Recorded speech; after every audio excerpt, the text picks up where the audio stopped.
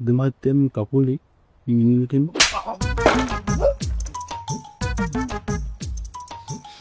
මොකක්ද යකෝ ඔය කරේ? අයියෝ අයියෝ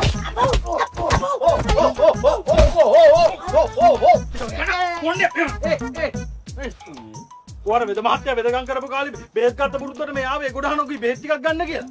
කකුල් උලුක්කොට අපි කන්ට කාලා හරියනවා. තේ නොබලගෙන ඉන්න. අර ගන්න. ඔය ඉන්නවා මෙහෙ එනවා. මාවත් එක්කයි යනවා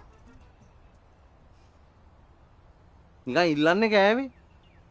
මොකද මේ මිනිස්සේ කනට ගැහුවේ? ඒ අර අප්පොච්ච ඉන්න කාලෙත් ලෙඩයිකන් එන කය කනට ගහන්නේ. මේනේ නේ කය කනට ගහන්නේ නෑ අනේ. ඒක ඇවිල්ලා මේ සර්පෙක් දෂ්ට කරලා ආවම කරන කෙමක්. ඕන් නැති වෙලාවල් වලට කරන් ගියාම ඉතින් කෙමක් උනක් කෑමක් වෙන්න පුළුවන් මේ වගේ. ඔය දන්නේ නෑනේ. අයියෝ.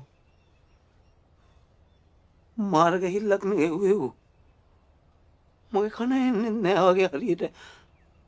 මට වේදනයි.